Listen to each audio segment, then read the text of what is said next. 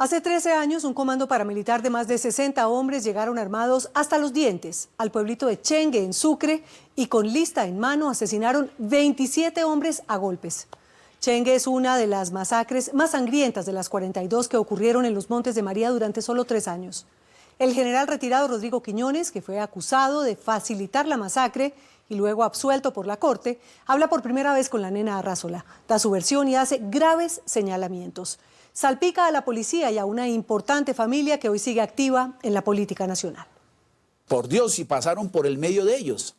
Había un retén de ellos montado a las afueras, a la salida de San Onofre, y pasaron los 2 camiones con estos bandidos de la autodefensa por el medio del retén. Pero callaron esa información y a nosotros nos informan 5 horas después. Un camión de San Onofre en 5 horas puede llegar hasta Medellín. Cuando nosotros nos informan a las 12 de la noche, de acuerdo a lo que dice este sujeto de las autodefensas, ya ellos estaban en los alrededores de Chengue. No había comenzado la masacre, pero estaban en los alrededores de Chengue, o sea, en la mitad de los Montes de María. Declaraciones ante la Procuraduría. En esta entrevista, el general retirado Rodrigo Quiñones habla por primera vez de cómo el comando paramilitar que masacró a 27 personas en Chengue, Sucre, pasó por la mitad de un retén policial sin que nadie los detuviera. Quiñones era nada menos que el comandante de la primera brigada de infantería marina con sede en Sincelejo en el año 2000 y 2001. Yo lo único que diría... Rompe su silencio y acusa con contundencia. Señala con nombres propios a quienes, a su juicio, actuaron al menos de forma sospechosa en este macabro episodio. Hasta donde yo tengo pruebas. No duda ni por un minuto en reafirmarse en sus señalamientos contra la Policía Nacional. ¿Quién era el comandante de la Policía de Sucre? El comandante de la Policía de Sucre era un coronel Norman León Arango. ¿Para usted no es claro el papel que jugó la policía en eso? Para nada, absolutamente para nada es claro el papel de la policía de San Onofre, de la estación de San Onofre. Y estoy seguro que hubo una actuación dolosa que ha debido investigar la Procuraduría y la Fiscalía. Sucre recomienda registrar... 2 meses antes de la masacre de Chengue, las autoridades en Sucre y en Bogotá recibieron 110 alertas tempranas, que no son otra cosa que una especie de avisos urgentes de que algo grave va a pasar. Había informaciones anteriores de que se podía presentar una posible incursión de las autodefensas en unas poblaciones cerca a Colosó, que era la población Coraza, Bajo Don Juan y la estación. En esa zona habían 2 compañías, esas compañías se alertaron, se pusieron en máxima alerta para evitar la llegada de cualquier camión o cualquier grupo de personas. Se hicieron para eso 3 consejos de seguridad y todo lo que informaba la Fiscalía General de la Nación, el Ministerio de Defensa, el Comando General de las Fuerzas Militares, la Defensoría del Pueblo, la Procuraduría, era que había informaciones que se estaba tratando de hacer alguna acción sobre esas poblaciones, sobre la estación Coraza y el Bajo Don Juan. Y allá teníamos 2 compañías cuidando toda esa área general. Para que entendamos bien, Colosó de Chengue está ¿cuántos kilómetros, cuánta distancia hay allí? Más o menos pueden ser unos 70 kilómetros y en esa época la carretera era un camino supremamente difícil para transitar, muy difícil. He estado en cargos de elección popular. Eric Morris era el gobernador de Sucre y Andrés Pastrana era el presidente de Colombia, que andaba empeñado en los diálogos del Caguán. Entre tanto, el avance paramilitar por esta región de los Montes de María parecía imparable. Y es que tener el control de esta zona significaba dominar los corredores de drogas y el Golfo de Morrosquillo y el tránsito por el centro mismo de la costa caribe. En otras palabras, era ser el mandamás en 4 departamentos: Sucre, Córdoba, Bolívar y Magdalena. Era claro que las FARC, con el Frente 35, eran, hasta ese entonces, los ganadores de la partida. ¡Con Bolívar! ¡Con Manuel! ¡Marcha el pueblo al poder! Las FARC y los grupos de terroristas se fueron fortaleciendo, fueron creciendo y volvieron casi invivible la situación de ciertas personas en el campo, inclusive en las ciudades. No podían ya regresar a sus sitios, a sus fincas, no se podían, acuerden que ni siquiera se podía recorrer por las vías de Colombia, el turismo estaba afectado. y entonces aparece algo peor que son las autodefensas. En un comienzo era para protegerse de los ataques de estos grupos subversivos porque no había el pie de fuerza para hacerlo.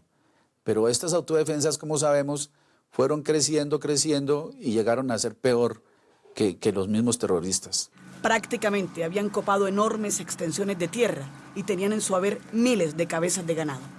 En este escenario de dominio guerrillero de alias Martín Caballero, irrumpen las autodefensas con la excusa de siempre: acabar con la FARC. El violento ingreso de Salvatore Mancuso y de Carlos Castaño se sintió enseguida en los Montes de María, y tal vez el último hecho de violencia de las FARC en esta zona fue el secuestro del exministro Fernando Araujo en diciembre de 2000. Pero ya, en ese año 2000, los paramilitares habían ejecutado milimétricamente su llamada Operación Rastrillo. Un nombre, un rótulo más para justificar violaciones masivas, empalamientos, muertes a golpes como las que hicieron en Mampuján, El Salado, Macayepo y luego Chengue en 2001. El método era calcado en todas. Llegaban a pie o en camiones, se instalaban en la plaza del pueblo, llamaban con nombres y apellidos y a punta de mazo, de un garrote de piedra, descerebraban a sus víctimas. Y así, tal cual, fue en Chengue. Los asesinos llegaron a las 3 de la mañana a Chengue. Reunieron a los habitantes en la pequeña plaza del pueblo. Llamaron a 27 hombres y les pidieron la cédula. Luego, el jefe del comando paramilitar les ordenaba que caminaran unos metros para verificar su identificación en un computador. Y el computador era un garrote. Sentaban a la víctima sobre esta roca y con un garrote de hierro y piedra golpeaban su cabeza hasta morir. Ahí reunieron la gente, la que salió. La reunieron ahí, habían unas bancas. Supuestamente el que estaba allá tenía el computador acá. Entonces traían a meter la cédula para ver si aparecía en lista y eso. Y no había ningún computador. El computador era la masa esa de hierro. Lo sentaban aquí y les daban. Les reventaban la cabeza. Todo. Ahí de estar mataron 2, los que vivían ahí en la casa esa. Ya han pasado 13 años y un equipo de los informantes viajó a Chengue. Fue casi imposible llegar. Las carreteras no existen, solo caminos veredales, y el olvido y el miedo reinan. Queda muy poca gente en el pueblo. Siguen sin luz y con un poquito de agua. Las casas que quemaron las autodefensas de Uber Banqués Martínez, alias Juancho Dique, y Rodrigo Mercado Pelufo, alias Cadena, no han sido reconstruidas. Tampoco la vida de quienes quedan. Y el dolor y los recuerdos también siguen intactos. Mataron a un hermano suyo. Sí. Acusado de guerrillero. Sí, acusado de guerrillero, porque todo el que trajeron acá según era guerrillero. ¿Qué le dijo su papá a los paramilitares? Traban la lista y eso, a ver si aparecían ahí, ¿vale? Entonces mandaron al hermano mío, para acá. Vaya que lo revisen si están. Aparece en el computador. Y él quedó allá discutiendo con el paramilitar y esa vaina. Entonces el man le dijo que él iba a perdonar la vida, que se fuera para allá, para la casa. Con todas las mujeres que estaban ahí, niños. Eso no hay palabra para uno expresar eso que pasó aquí. El general Quiñones, quien fue absuelto por la Corte Suprema de Justicia, pero sancionado por la Procuraduría, tiene más para contar. Y advirtió que cuando él llegó a esta región, había un senador que convocaba consejos de seguridad. Ese senador es Álvaro El Gordo García, condenado a 40 años por la masacre de Macayepo, heredero de una dinastía política y hermano de Teresita García, quien acaba de ser elegida senadora de la República, y tío de Andrés García Zucardi, también elegido senador, y cuñado de Piedad Zucardi, ex senadora y detenida y acusada de vínculos con los paramilitares, y hermano de Juan José García, acusado de peculado. Álvaro García, él era el cacique político en esa zona. Es lo único que yo sé, pues los otros más o menos como que dependían de él. ¿Es cierto que él convocaba consejos de seguridad? Pues no sé si los había hecho antes o no, pero al principio trataron de convocar uno por intermedio de alguna persona del Congreso, y yo inmediatamente le dije, eso no es su función, eso es función del comandante de la brigada o del gobernador, y los consejos de seguridad se hacen o en la brigada o en la gobernación, de modo que lo suyo está totalmente fuera de la normatividad y de la ley, o sea que no tiene usted derecho a convocar ningún consejo de seguridad. O sea, ¿lo invitaban a usted al Consejo de Seguridad que ellos hacían? Una vez recién llegado como comandante de brigada me invitaron a algo que iban a hacer y dije yo no voy porque el que los cita soy yo o es el gobernador y los hacemos aquí, no los hacemos en ninguna otra parte sino aquí en el comando de la brigada y en la gobernación. Ya yo sabía cómo era que se trabajaba en Sucre la política. Las decisiones judiciales ya fueron tomadas, aunque tardaron, y los fiscales que tuvieron el caso inicialmente también fueron asesinados. Pero hoy, alias Juancho Dique está condenado. El coronel Norman Arango, excomandante de la policía de Sucre y quien fuera agregado en la Embajada de Chile cuando Salvador Arana era el titular, fue capturado.